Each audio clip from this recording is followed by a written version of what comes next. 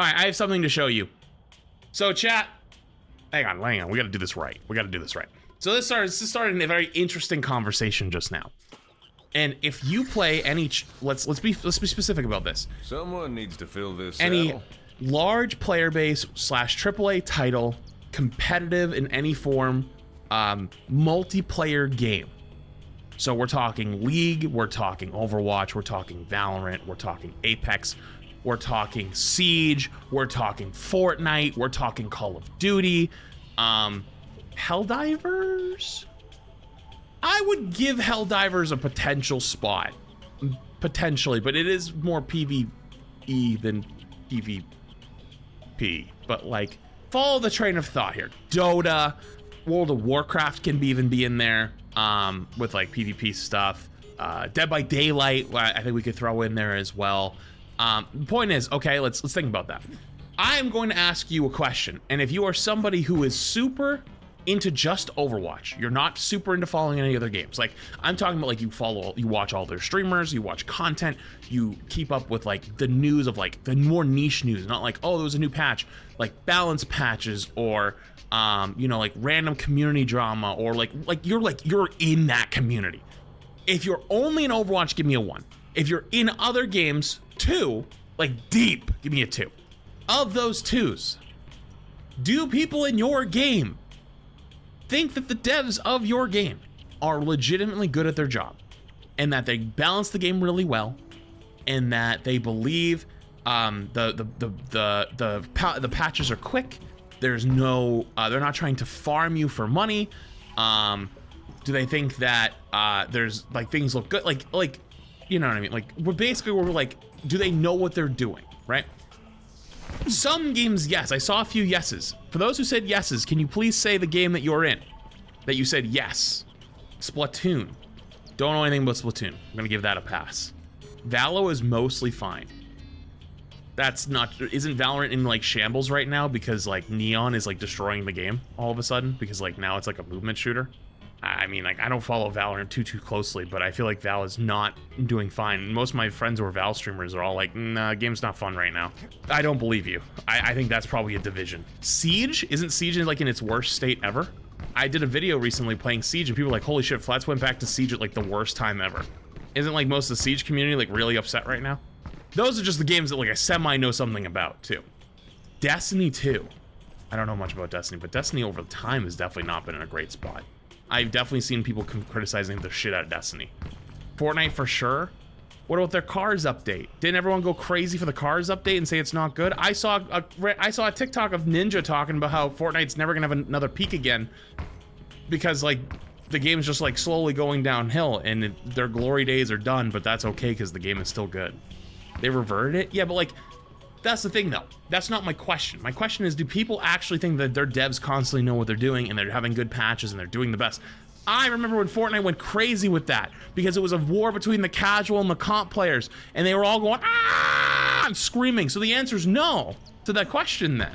They don't all think that. Like, if they've caused a war in between, I feel like that's not the case. So, the reason I asked all this question, right, is because most recently we had an Overwatch patch that came, which was very, very, very, very, very, very controversial. And I saw a lot of people spewing nonsense about how they don't try and that the patches are bad and that even Overwatch 1 was better. And I call bullshit. And someone in my community, Unforesee, also called bullshit. And so they went through and they found the old balance patches from 2019 Overwatch roll queue through Overwatch 2. And then they also found every single gameplay change since the launch of Overwatch 2 in October, on October 4th. So let's read the top really quick, and then we can go through some of them just for memory's sake. Overwatch 1 gameplay changes history from the release of Roll Queue in August 2019. And before somebody sits there and goes, well, that's what they were working on Overwatch 2. Here's the thing though, there was actually rumblings of Overwatch 2, otherwise known as Project Calypso, all the way back pre-Overwatch League, because I know people that have been hearing people talk about it, like rumblings about it, before even Overwatch League had even started. So we're talking potentially 2017, 2018 was when they first were thinking about it, or first like, you know, kind of working on it. Because don't forget, our first look was in 2019 when they showed it at BlizzCon with the whole mission thing, which means it had been in development for at least a couple years at that point to have something that looked that good, ready to go, right? So it had been worked on for quite a while. So I understand that, but they didn't fully abandon the game until about the 2021 era. And that was when they went into like more maintenance mode. So I totally understand that. But like this was also from the adjustments when roll queue first hit, which is supposed to be going from open queue format to roll queue format. There was supposed to be a lot of big changes, right? Because we were changing formats completely. There's only 2 tanks, not 3 tanks, 4 tanks, only 2 supports, not 3, 4, right? So there was a bunch of changes that had to kick in as well. So I'd argue that those should also be taken into account. Anyways, here we go. From 2019, August 13th, 2019, the start of roll queue, there were 203 hero changes. 203 hero changes, 0 reworks, and 2 new heroes, the 2 new heroes being Sigma and Echo. My count's based on general changes that affect all heroes at each time. A hero is listed, not each hero ability. Notes highlighted in orange are not counted as they are marking new heroes, marked as a bug fix, console-specific changes, and parity adjustments. So like when Sojourn, Kiri, and Junker Queen got added, those don't count as hero changes because they're new heroes. So just like from this time, new hero Sigma, some Ashe changes, more break changes at the time. Healing amount increased from 100 to 130. Self-healing from Inspire, no halved. Repair pack now has 3 charges. Oh yeah, this is the Brig rework. Healing amount changed from 150 to 120. Now heals over 2 seconds instead of instantly. If you throw multiple packs at the same person, the current duration will be extended by 2 seconds. Outgoing velocity increased from 60 to 80. Retracting time reduced from 0.6 to 0.3. Barrier health reduced from 500 to 200. Shield bash duration reduced from 0.9 to points, or the stun reduced from 0.9 to 0.75. Ultimate cost increased by 10%. Oh yeah, these are some Overwatch 1 balance changes right here. Let me tell you, I forgot. Holy shit, how serious they were. All I'm getting from this knowledge is I need to nerf Genji. Point is though, we're gonna get to the Overwatch 2 one in a sec. Spoiler alert, there's way more changes in Overwatch 2. Way more changes in Overwatch 2. I do think that the current balanced team, even though I disagree with a lot of their philosophies or what they're doing, they are trying their absolute best and they're trying to keep the game fresh. And even with the most recent changes to tank and whatnot, I think they accomplished their goals, like trying to make tank more fun, trying to get people to queue the role more, because the queue times went up a bunch, right?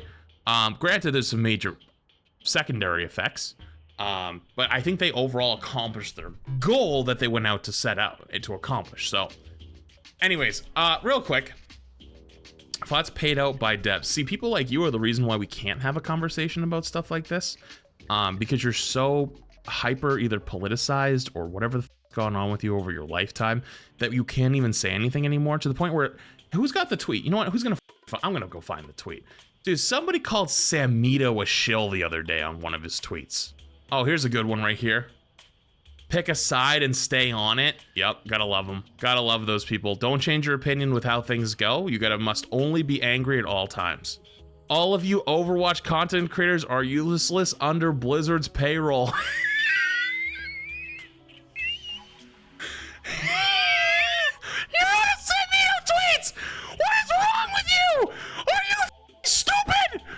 Dude, like, I can't anymore.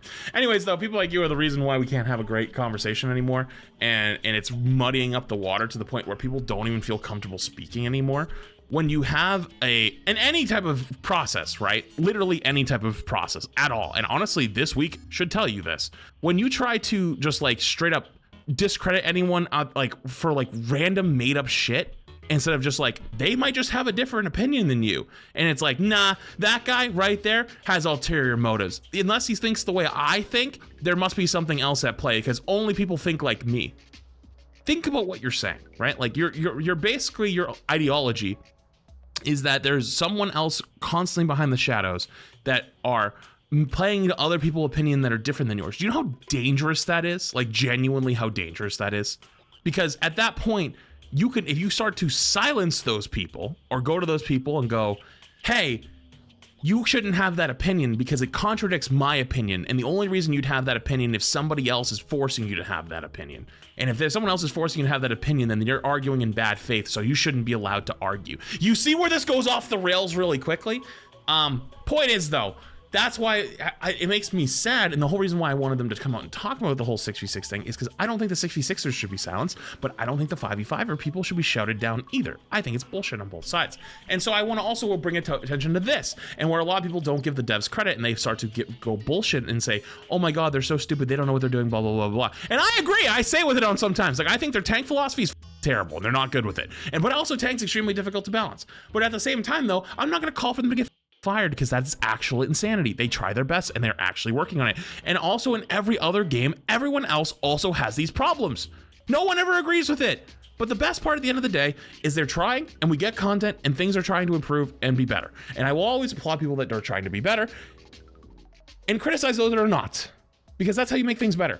And how do you think we get to this point where we have all this communication this day? And how do you think we have the point where we get regular patches? And how do you think we get the point where that patch comes out, Zarya and Ramattra are clearly massive winners, and they get nerfed 2 days later? That happens because we've worked up to that point after this, all these years. Overwatch 1, that would literally never happen. And point is, stuff that wouldn't happen in Overwatch 1, 350 hero changes since the release of Overwatch 2. Release of Overwatch 2 is October 4th, 2022. Here we are today on 7/15, so July 15th, 2024. What is that? That's 2 years to 3 years, right? Because this one's from August 13th, 2020 or 2019 to 2022. So what? This is a little over 3 years for 203 changes, and a little under 2 years for 350 changes. Close, not quite double, but getting close to double in less time. Granted, I know people argue, oh, but Overwatch 1 was in maintenance mode. I get that, but it's still almost double the changes in a year's less time, more than a year's less time. So 350 hero changes, 8 hero reworks, which are a big thing, and 7 new heroes. My count is based on each general change that affects all heroes, and each time a hero is listed, not each hero ability. Notes are highlighted in orange as they are not specific as they count, marking new heroes and a platform specific change. Doomfist rework, Orisa rework, Bastion rework, Cassie rework, Sombra rework, Hog rework, Pharaoh rework, and Wrecking Ball rework. I'll just scroll really quick in case you want to see these, but yeah, I'm not gonna really talk about them yet. We'll go back to that October patch though, since you guys wanted to see it. But wasn't there 0 changes for 2 years? Those 200 changes only 1 year, or no? No, hang on. They still did changes, just very rarely. It was actually less than it. So January 25th, and then everything before that though was all still changes. They were still doing stuff. It was just a lot less often. So like February 18th, they did Orisa, Reaper, Winston, Wrecking Ball. And then a little more than a month later, they did another small patch. And then another, oh, this actually, this April patch, wait, this was a bad one. I remember this was actually a really bad patch. So not quite a year. You're right. It wasn't, they didn't do patches for a bit after January 25th, 2022. So you are right actually on that one. But that wasn't quite fully a year. So the point is I'm trying to make here is no matter what game you play, people think your devs are stupid and they think they don't know that what they're doing and their changes are bad or whatever. But some don't talk to their community. Some don't take feedback. Some just push on forward knowing, quote unquote, knowing that they know how to do it right, and then the community is just going to knee jerk, and so they're going to do it their way and try to they have a vision, and they're going to continue on that vision no matter how much people like it or dislike it. People still have devs that are being with by their corporate overlords. So I think of something like Helldivers with Sony. That honestly took they were doing great. So Helldivers was going crazy, and then after that big backlash, it never was quite the same. You know what I mean? Like, yeah, they walked a lot of it back, but not every country got unbanned, and like a lot of people dropped the game after that. So Sony f***ed them up really bad. EA f***ed up Apex pretty bad with a lot of like the battle pass stuff and like their store and stuff. Valorant has a lot of issues too with gameplay stuff, but it's also getting into that point where it's past the honeymoon years of like being a game being really, really good, and now you're getting into like hardcore players who have been around for a long time, and it's not really noob friendly anymore.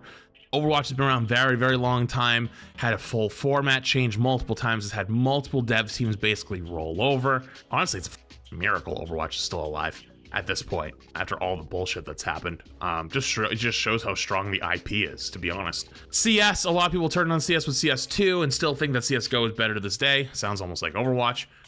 Dead by Daylight, I always see people complaining about like what characters are strong or getting nerfed or whatever, and people always complain like, oh, the devs are catering to whatever the right? Like, you see it everywhere. And so the point is, everyone always says that their games devs don't know whatever the they're doing. So like, here's the deal. Just use your own brain. If you enjoy the game, play the game. If you don't enjoy the game, don't play the game. And that's okay.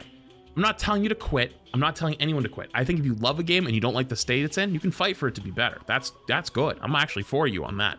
But if you're not enjoying the game, you don't have to play it. But at the same time, if you do enjoy the game and everyone else doesn't enjoy the game, you can still play it, and that's okay. And even in the most recent patch, tank queue times went up a bunch, which means people are like playing tank, but DPS queue times are almost instant, so DPS players probably aren't liking the game as much, and that's totally fine. But at least they're trying, at least they're listening to our feedback, at least things are hopefully getting better, little by little. And sometimes we take a step forward, some days we take a step back, but I think the biggest thing that needs to happen is everybody just gonna pull the, like, you know, take a chill pill. You know what I mean? Like, turn the temperature down a little bit, because I feel like everyone's been so angry and everyone's been so mad about everything so much, to the point where, like, even my peers are scared to say anything, because even if they like the game or they dislike the game, both sides are so cranked up that they're like, they don't want to say anything. They don't want to look like a shill. They don't want to look like a doomer. And so there's very few people left that are actually talking about stuff. Myself is being one of them, and I understand where they're coming from, so I get it. So turn the temperature down a little bit. Everyone's trying. We have it better today than we've ever had it before. That doesn't mean we shouldn't stop fighting, though, to making it better every day.